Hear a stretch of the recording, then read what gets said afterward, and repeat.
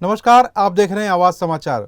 खबरों की शुरुआत करते हैं, लेकिन सबसे पहले नजर डालते हैं आज की हेडलाइंस पर। पीएम मोदी का ऐलान, आतंकवाद को खत्म करना ही हमारा संकल्प। मन की बात में ऑपरेशन सिंदूर की सराहना, बोले बदलते भारत की तस्वीर है ये अभियान। देश भर में बारिश का प्रहार, 5 राज्यों में भारी अलर्ट। केरल में तय समय से 8 दिन पहले पहुंचा मानसून, 16 साल में पहली बार इतनी जल्दी दस्तक। नीति आयोग का दावा, 3 साल में बनेंगे तीसरी सबसे बड़ी अर्थव्यवस्था। अभी भारत चौथे स्थान पर, पार कर चुका जापान। अर्थव्यवस्था $4 ट्रिलियन के पार। ओवैसी का हमला, पाकिस्तान एक नाकाम मुल्क, आतंकवाद का संरक्षक।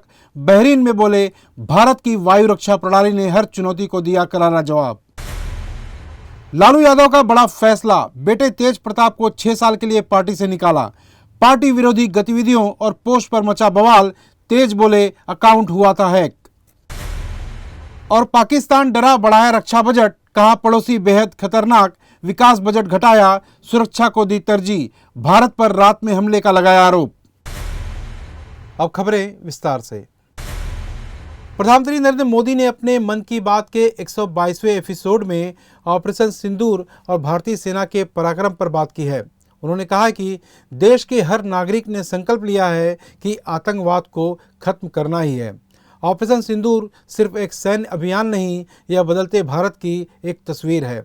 सेनाओं ने जो पराक्रम दिखाया है, उसने हर हिंदुस्तानी का सिर ऊंचा कर दिया है। हमारी सेनाओं ने सीमा पर के आतंकवादी ठिकानों को ध्वस्त किया है, जो अद्भुत है। ऑपरेशन सिंदूर ने दुनिया भर में आतंक के खिलाफ लड़ाई को नया विश्वास और उत्साह दिया है। पीएम मोदी ने आगे ये भी कहा कि हमारे जवानों ने आतंक के अड्डों को तबाह किया। यह उनका अदम्य साहस था और उसमें शामिल थी भारत में बने हथियारों, उपकरणों और तकनीक की ताकत। उन्होंने कहा कि ऑपरेशन सिंदूर सिर्फ एक सैन्य मिशन नहीं है, ये हमारे संकल्प, साहस और बदलते भारत की तस्वीर है। इस तस्वीर ने पूरे देश को देशभक्ति के भाव से भर दिया है, तिरंगे में रंग दिया है। देश के कई शहरों में तिरंगा यात्राएं निकाली गई हैं और हजारों लोग हाथों में तिरंगा लेकर देश की सेना के प्रति वंदन, अभिनंदन करने निकल पड़े। मेरे प्यारे देशवासियों, नमस्कार। आज पूरा देश आतंकवाद के खिलाफ एकजुट है, आक्रोश से भरा हुआ है, संकल्पबद्ध है। आज हर भारतीय का यही संकल्प है, हमें आतंकवाद को खत्म करना ही है। साथियों, ऑपरेशन सिंदूर के दौरान हमारी सेनाओं ने जो पराक्रम दिखाया है, उसने हर हिंदुस्तानी का सिर ऊंचा कर दिया है।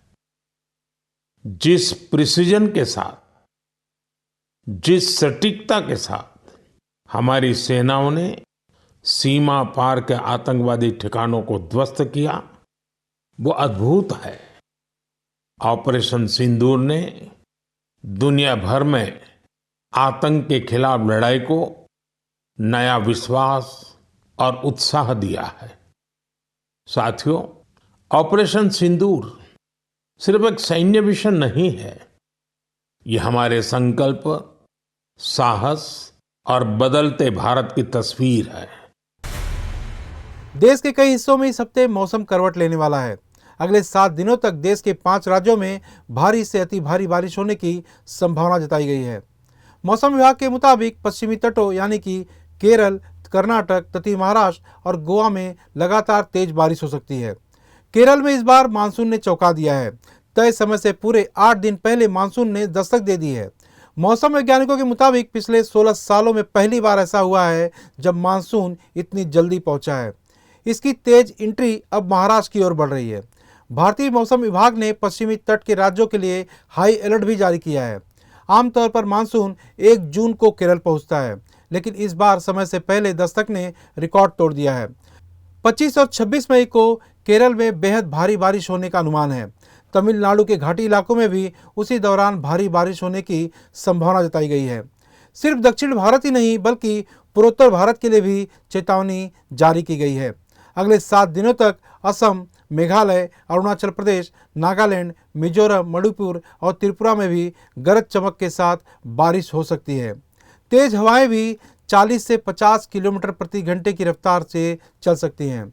29 और 30 मई को असम, मेघालय, साथ ही 27 और 28 मई को नागालैंड, मणिपुर, मिजोरम, त्रिपुरा में अलग अलग स्थानों पर भारी से बहुत भारी बारिश होने के आसार जताए जा रहे हैं।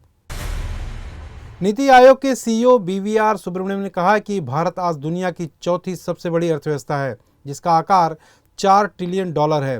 उन्होंने कहा कि यह आंकड़ा IMF का है और भारत जापान से बड़ा है। सुब्रमण्यम ने कहा कि अगर हम अपने लक्ष्यों पर टिके रहते हैं तो अगले 2.5 से 3 सालों में हम तीसरी सबसे बड़ी अर्थव्यवस्था बन सकते हैं। भारत एक ऐसे चरण में है जहां यह बहुत तेजी से विकास कर सकता है। सुब्रमण्यम ने यह भी कहा कि भारत को अगले 20 से 25 वर्षों के लिए जनसंख्या संबंधी लाभांश का वरदान मिला है, जिससे हम तेजी से विकास कर सकते हैं। प्रधानमंत्री नरेंद्र मोदी ने सभी राज्यों से अपने स्तर पर विजन दस्तावेज तैयार करने का आह्वान किया है, जिसमें भारत के विकास का खाका पहले से ही दिख रहा है। नीति आयोग के सीईओ ने कहा कि PM मोदी का विकसित भारत का आह्वान एक लंबी यात्रा है, जिसके लिए सभी को मिलकर काम करना होगा। आइए सुनते हैं क्या कुछ कह रहे हैं नीति आयोग के CEO BVR Subrahmanyam. This is already visible in the growth of India. We are the fourth largest economy as I speak. We are a $4 trillion economy as I speak. And this is not my data, this is IMF data. India today is larger than Japan. So it's only the United States, China and Germany which are larger. And if we stick to what is being planned, what is being thought through, it's a matter of another 2.5 to 3 years, we would become the third largest economy. MIM chief और सांसद असुद्दीन ओवैसी ने Bahrain में कहा है कि पाकिस्तान एक नाकाम मुल्क है जो आतंकवादी समूहों को बढ़ावा देने और सहायता करने का काम करता है। उन्होंने कहा कि जब तक पाकिस्तान इन आतंकवादी समूहों को प्रायोजित करना बंद नहीं करता, तब तक यह समस्या दूर नहीं होगी। भारत ने उकसावे के बावजूद बार बार अधिकतम संयम बरता है। उन्होंने पहलगाम हमले को याद करते हुए आतंकवाद की मानवीय कीमत पर जोर दिया है। कहा है कि कृपया इस नरसंहार की मानवीय त्रासदी पर विचार करें। ओवैसी ने आगे ये भी कहा कि भारत के पास प्रत्येक व्यक्ति की सुरक्षा सुनिश्चित करने के लिए हर आवश्यक साधन है। भारत की वायु रक्षा प्रणालियों ने सीमा पार से आने वाले खतरों को प्रभावी ढंग से रोका है। सरकार और मीडिया, हमारी वायु रक्षा प्रणाली, हमारी तकनीक और युद्ध क्षमताओं ने पाकिस्तान जैसे नाकाम मुल्क की ओर से शुरू की गई हर चीज़ को सफलतापूर्वक रोका और बेअसर किया। उन्होंने कहा कि हमारी सरकार ने हर भारतीय की जान की रक्षा के लिए सभी कदम उठाए हैं। The truth is that these terrorist organizations have justified killing of innocent people in India, and they have out of context quoted Quranic verses. They have out of context quoted the hadith of Prophet Muhammad sallallahu alaihi wasallam. And in our opinion, there is no difference between these terrorist organizations in Pakistan and the ISIS Takfiri ideology. This we must remember. Lalu Prasad Yadav ने अपने बेटे तेज प्रताप यादव को party विरोधी गतिविधियों, साथ ही अनुशासनहीनता के कारण राष्ट्रीय जनता दल से 6 साल के लिए निष्कासित कर दिया है। तेज प्रताप के फेसबुक पर एक लड़की के साथ तस्वीर और प्रेम संबंध की बात स्वीकार करने वाले पोस्ट के बाद यह कार्रवाई की गई है। लालू यादव ने अपने पोस्ट में लिखा है कि तेज प्रताप का व्यवहार पारिवारिक मूल्यों और संस्कारों के अनुरूप नहीं है। उन्होंने कहा कि तेज प्रताप अब से पार्टी और परिवार में कोई भूमिका नहीं निभाएंगे। तेज प्रताप यादव ने बाद में सफाई देते हुए कहा कि उनका फेसबुक अकाउंट हैक कर लिया गया था और तस्वीरों को गलत तरीके से एडिट कर उन्हें बदनाम करने की कोशिश की जा रही है। उन्होंने अपने शुभचिंतकों और फॉलोअर्स से अपील की है कि वे किसी भी अफवाह पर ध्यान न दें और सतर्क रहें। इस पूरे मामले पर सियासी गलियारों में काफ़ी चर्चा हो रही है। भारत के ऑपरेशन सिंदूर ने पाकिस्तान की सुरक्षा व्यवस्था को झकझोर कर रख दिया है। अब पाकिस्तान की सरकार अपने रक्षा बजट में बढ़ोतरी करने जा रही है। शहबाज सरकार में योजना मंत्री एहसान इकबाल ने यह ऐलान करते हुए भारत पर गंभीर आरोप लगाए हैं। पाकिस्तानी मंत्री ने कहा कि हमारा पड़ोसी देश बेहद खतरनाक है। उन्होंने दावा किया है कि भारत ने रात में पाकिस्तान पर हमला किया और पुलवामा हमले से लेकर बालाकोट एयर स्ट्राइक तक ऐसे कई उदाहरण हैं जो दोनों देशों के बीच सैन्य तनाव को दर्शाते हैं। इसी डर और दबाव में पाकिस्तान की सरकार ने रक्षा बजट में इजाफा करने का फैसला लिया है। पहले यह बजट 2 जून को पेश किया जाना था, लेकिन अब इसे 10 जून को लाया जाएगा। इकबाल ने यह भी स्वीकार किया कि सरकार के पास महज 1 ट्रिलियन रुपए का विकास बजट है, जबकि ज़रूरत 3 ट्रिलियन रुपए की है। इस बजट घाटे के कारण अब कम प्राथमिकता वाली विकास परियोजनाओं को टाल दिया जाएगा और सिर्फ जरूरी योजनाओं को आगे बढ़ाया जाएगा। यानी कि पाकिस्तान अब अपनी आर्थिक चुनौतियों को नज़रअंदाज कर सुरक्षा खर्च को प्राथमिकता देने की तैयारी में है और इसकी एकमात्र वजह है भारत की सैन्य रणनीति का असर। यहाँ पर लेते हैं एक छोटा सा ब्रेक।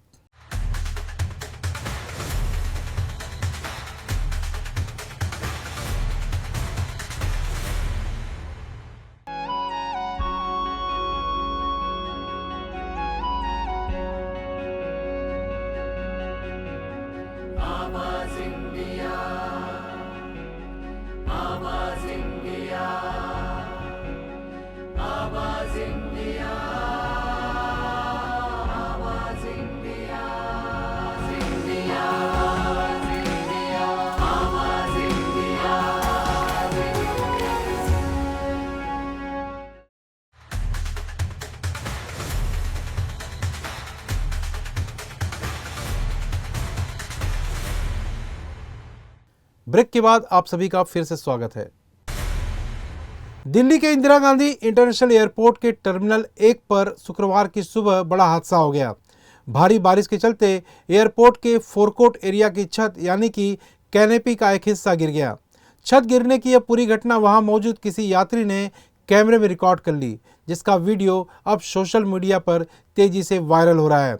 हादसे के चलते टर्मिनल 1 से उड़ान भरने वाले कई फ्लाइट्स में देरी हुई है। यात्रियों को काफ़ी असुविधा का सामना भी करना पड़ रहा है। इस पूरे मामले पर अब तक दिल्ली एयरपोर्ट अथॉरिटी यानी कि डायल की ओर से कोई भी आधिकारिक बयान नहीं आया है। डायल ने बस इतना कहा है कि स्थिति का आकलन किया जा रहा है और जल्द ही जानकारी साझा की जाएगी। फिलहाल एयरपोर्ट पर मरम्मत का काम शुरू कर दिया गया है, लेकिन इस घटना ने एयरपोर्ट की सुरक्षा और व्यवस्था को लेकर गंभीर सवाल खड़े कर दिए हैं।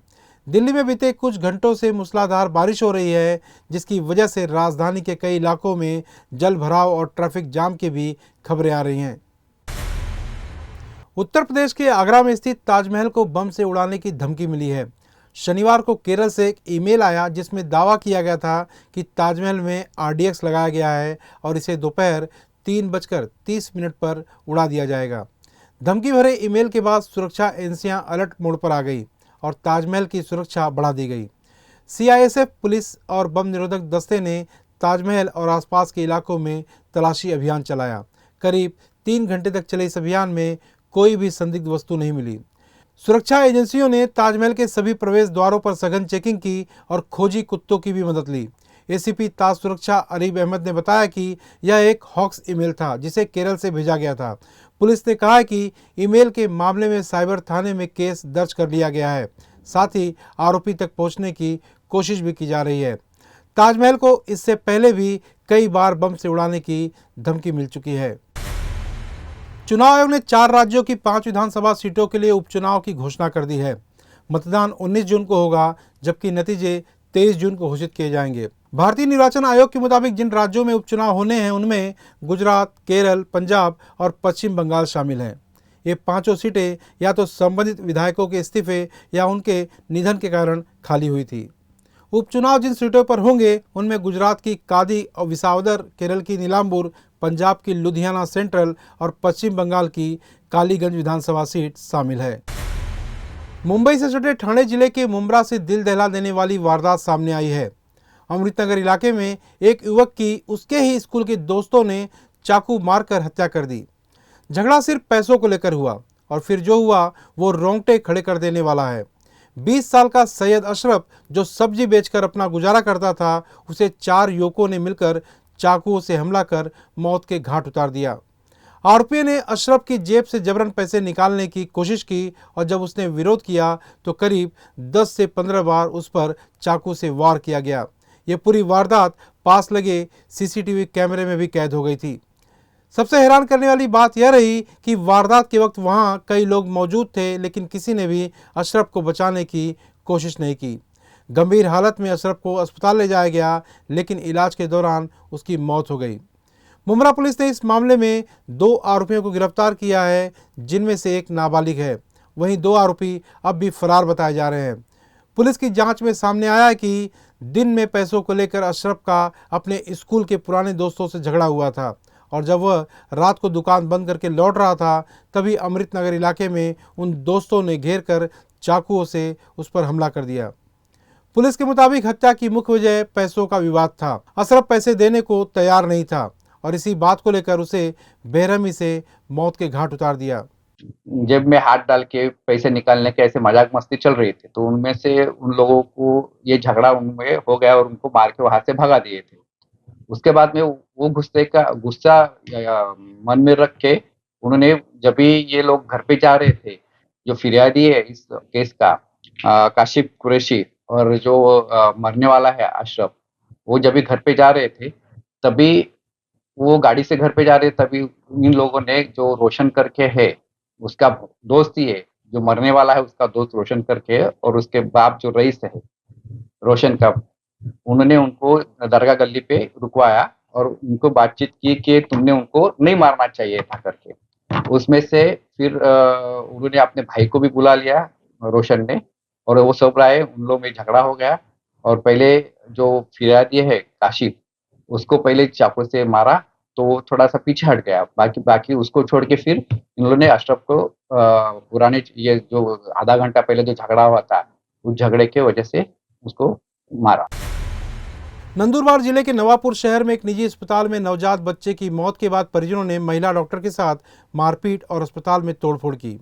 यह मामला संस्कृति अस्पताल का है, जहां इलाज को लेकर डॉक्टर और परिजनों के बीच विवाद इतना बढ़ गया कि हिंसा की नौबत तक आ गई। जो जानकारी सामने आई है उसके मुताबिक 22 मई की रोज मोहम्मद अबरार खटिक नामक 2 महीने के बच्चे को खतना के लिए संस्कृति अस्पताल में भर्ती कराया गया था। ऑपरेशन के बाद बच्चा सामान्य था और डॉक्टरों ने जांच के बाद उसे छुट्टी दे दी थी, लेकिन देर शाम उसकी तबीयत अचानक बिगड़ गई। परिजन उसे समय रहते अस्पताल नहीं ला पाए और जब वापस अस्पताल लाया गया तो डॉक्टरों ने बच्चे को मृत घोषित कर दिया। परिवार ने धार्मिक रीति रिवाज के अनुसार बच्चे का अंतिम संस्कार कर दिया, लेकिन 24 मई की दोपहर मृत बच्चे के करीब 10 से 12 परिजन अचानक अस्पताल पहुंचे। वे सीधे डॉक्टर रिजवाना के ओपीडी कक्ष में घुस गए और बच्चे की मौत पर सवाल जवाब करने लगे। साथ ही अस्पताल परिसर में तोड़फोड़ भी की। डॉक्टर रिजवाना और उनके स्टाफ ने नवापुर पुलिस थाने में शिकायत दर्ज कराई है और आरोपियों पर सख्त कार्रवाई की मांग भी की है। मुझे बहुत ज़्यादा हैरेस किया गया, मेरे ड्रेस फाड़ दिया गया है, मुझे बहुत मारा भी गया है और इसीलिए मैं अभी पुलिस स्टेशन में आकर कंप्लेन दर्ज करी हूँ। हम देखिए, हम भगवान नहीं है, हम इंसान हैं, हम भी हमसे जितना होता है हम हमारे 100% करते हैं और मुझे भी दुख है, लेकिन मेन ये था कि आपने बच्चे को टाइम पर लेकर आना चाहिए था।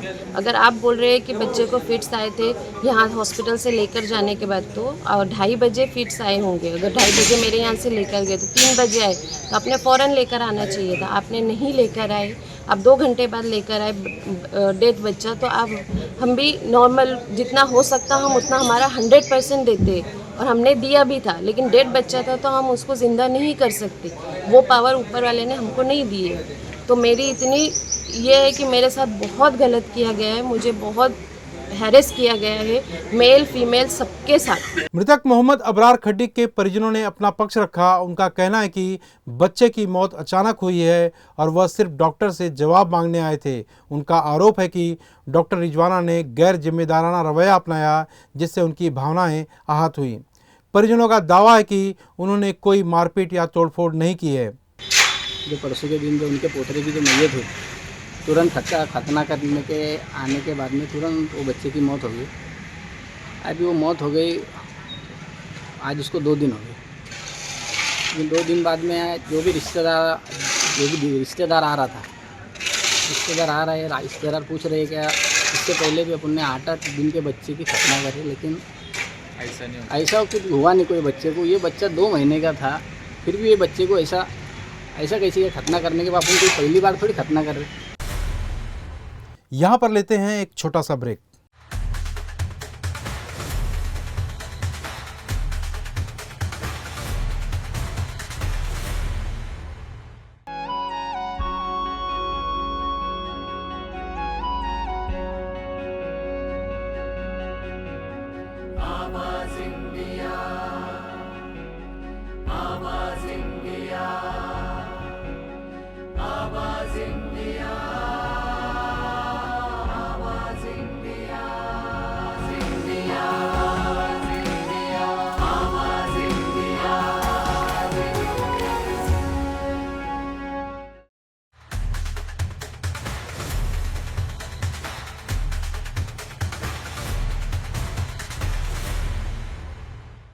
ब्रेक के बाद आप सभी का फिर से स्वागत है।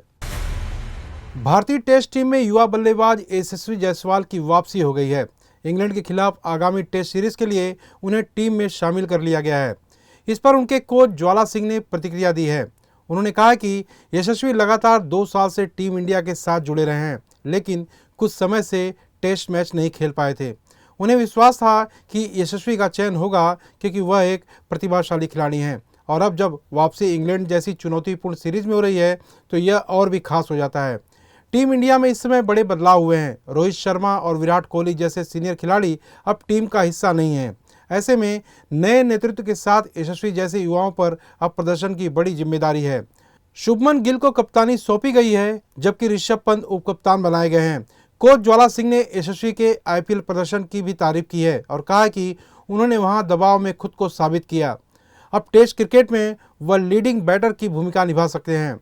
इंग्लैंड की पिचों और मौसम को लेकर ज्वाला सिंह ने कहा कि वहां की परिस्थितियां चुनौतीपूर्ण होती हैं, लेकिन यशस्वी पहले भी अंडर 19 क्रिकेट में वहां खेल चुके हैं।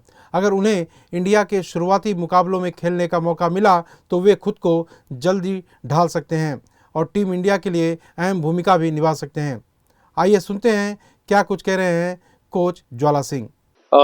खुशी है क्योंकि काफ़ी टाइम से इंडिया टेस्ट नहीं खेल रही थी और चूंकि वो इंडियन टेस्ट टीम का हिस्सा 2 साल से रहा है तो ऑब्वियस था कि उसका सिलेक्शन होगा और खुशी है कि वापस वो इंडिया के लिए खेल रहा है। But at the same time ये सिलेक्शन इंग्लैंड सीरीज़ के लिए हुआ है और इंडिया की टीम काफ़ी चेंजेस आए हैं। सीनियर्स ने रिटायरमेंट लिए हैं और लास्ट सीरीज़ इंडिया का अच्छा नहीं गया है, तो मुझे लगता है एक जिम्मेदारी भी होगी कि वो किस तरीके से इंग्लैंड में जाके लंबा सीरीज़ है और इंग्लैंड एक ऐसा कंट्री है जहाँ पे आपको बहुत ही अलग कंडीशंस में क्रिकेट खेलना होता है और मुझे लगता है कि ज़रूर चैलेंजिंग भी होगा ये सीरीज़। टीम इंडिया के पूर्व कप्तान विराट कोहली और उनकी पत्नी अनुष्का शर्मा रविवार को अयोध्या पहुंचे, जहां उन्होंने भगवान रामलला और हनुमान जी के दर्शन किए। इस दौरान उन्होंने हनुमानगढ़ी मंदिर में विधिवत पूजा अर्चना की और भगवान के चरणों में शीश नवाकर आशीर्वाद मांगा। इस आध्यात्मिक यात्रा का एक वीडियो भी सामने आया है, जिसमें विराट और अनुष्का को फूलों की माला पहनाई जा रही है और माथे पर टीका लगाया जा रहा है। इससे पहले विराट वृंदावन भी गए थे, जहां उन्होंने संत प्रेमानंद महाराज के आश्रम में जाकर आशीर्वाद लिया था। हनुमानगढ़ी के पुजारी संजय दास जी महाराज ने बताया कि विराट और अनुष्का का सनातन धर्म और अध्यात्म के प्रति विशेष आकर्षण है। दोनों ने रामलला की परिक्रमा की और फिर हनुमान जी का आशीर्वाद लिया। आपको बता दें कि हाल ही में विराट कोहली ने टेस्ट क्रिकेट को अलविदा कहा है। अब वह भारत के लिए सिर्फ वनडे प्रारूप में खेलते नजर आएंगे। इस समय वह आईपीएल के आखिरी लीग मैच की तैयारी में जुटे हैं। 27 मई को उनकी टीम आरसीबी का मुकाबला लखनऊ सुपर जॉयंट से करेगी। कांस फिल्म फेस्टिवल 2025 का समापन 24 मई को धमाकेदार अंदाज में हुआ, जिसमें दुनिया भर के सिनेमा ने अपनी चमक बिखेरी। ईरान के डायरेक्टर जफर पनाही की film it was just an accident को पाल्म डियोर से नवाजा गया। यह फिल्म उनके जेल अनुभवों से प्रेरित है, जिसमें 5 किरदार अपने अत्याचारी जेलर को अगवा करते हैं और बदले की दुविधा में फंस जाते हैं। पनाही ने इस जीत को अपने देश की आज़ादी के लिए समर्पित किया। यह उनकी पहली पाल्म डी और जीत है और इसके साथ वह कांस, वेनिस और बर्लिन के टॉप अवार्ड जीतने वाले चौथे निर्देशक बन गए हैं। पनाही की इस जीत ने उन्हें दुनिया भर में चर्चित बना दिया है। फेस्टिवल में दूसरे सबसे बड़े अवार्ड ग्रैंड प्रिक्स को जोआचिम ट्रायर की सेंटिमेंटल वैल्यू को मिला है। जूरी प्राइज 2 फिल्मों ओलिवर लेक्स की सिरात और मासा सिलिंस्की की साउंड ऑफ फॉलिंग के बीच बांटा गया है। ब्राज़ील के क्लेम्बर मेंडोसा फिलो ने द सीक्रेट एजेंट के लिए बेस्ट डायरेक्टर और वैगनर मोरा ने बेस्ट एक्टर का अवार्ड जीता है। नादिया मेलेटी को द लिटिल सिस्टर के लिए एक्ट्रेस चुना गया। इस साल जूरी की अध्यक्ष जूलियट बिनोस थी, जिनके साथ पायल कपाड़िया, हाले बेरी और जेरेमी स्ट्रॉन्ग जैसे सितारे शामिल थे। पायल कपाड़िया की भागीदारी ने भारत को और भी गौरव महसूस कराया है। कर्नाटक सरकार ने तमन्ना भाटिया को मैसूर सैंडल सोप का आधिकारिक ब्रांड एम्बेसडर बनाया है, जिस पर राज्य में बवाल मच गया है। कथित तौर पर यह डील 2 साल के लिए 6.20 करोड़ रुपए की है। इस घोषणा ने जहां सुर्खियां बटोरी, वहीं इसे कन्नड़ अस्मिता से जोड़कर ऑनलाइन बहस भी छिड़ गई। यूजर्स बोले, तमन्ना ही क्यों, कोई कन्नड़ क्यों नहीं। सोशल मीडिया पर कई यूजर्स ने सवाल किया है कि आखिर तमन्ना की जगह किसी कन्नड़ एक्टर या एक्ट्रेस को क्यों नहीं चुना गया। लोगों ने कहा कि रुक्मिणी वसंत को क्यों नहीं बनाया। तमन्ना भाटिया को मैसूर सैंडल सोप का ब्रांड एम्बेसडर बनाने के फैसले पर कर्नाटक सरकार को सोशल मीडिया पर ट्रोल किया जाने लगा। विरोध और विवाद पर सफाई देते हुए कर्नाटक सरकार के वाणिज्य और उद्योग साथ ही बुनियादी ढांचे के मंत्री एमबी पाटिल ने एक पोस्ट किया है। मंत्री जी ने कहा है कि केएसडीएल कन्नड़ फिल्म उद्योग के लिए बहुत सम्मान और आदर रखता है। मैसूर सैंडल का कर्नाटक में बहुत अच्छा ब्रांड रिकॉल है, जिसे और मजबूत किया जाएगा। मंत्री जी ने कहा है कि केएसडीएल कन्नड़ फिल्म उद्योग के लिए बहुत सम्मान और आदर रखता है। मैसूर सैंडल का कर्नाटक में बहुत अच्छा ब्रांड रिकॉल है, जिसे और मजबूत किया जाएगा। मंत्री जी ने आगे ये भी बताया कि यह पीएसयू बोर्ड का स्वतंत्र फैसला है और तमन्ना भाटिया को ब्रांड एम्बेसडर चुने जाने के पीछे का कारण उनकी सोशल मीडिया पर मौजूदगी और ब्रांड के साथ तालमेल है। मंत्री जी ने आगे ये भी कहा कि हमारा विजन है कि केएसडीएल साल 2028 तक 5,000 करोड़ का वार्षिक राजस्व छू लेगा। मंत्री ने आगे ये भी कहा कि यह फैसला कई मार्केटिंग एक्सपर्ट्स के सुझाव के बाद लिया गया है। See, I'm telling you, no, because they don't, people see, they object, there's nothing wrong. Had I been in their place, I would have also done the same thing. Now I have clarified. They will understand, Karnataka people will understand why it is. We have the highest respect for Kannada actresses and Kannada organizations. I am also Kannadiga. I come from Vijaypur, Basavanadu, wherein Vachana was the first Kannada, this one, when in 12th century. आवाज़ India में फिलहाल इतना ही। जल्द होगी आपसे फिर मुलाकात। तब तक के लिए नमस्कार।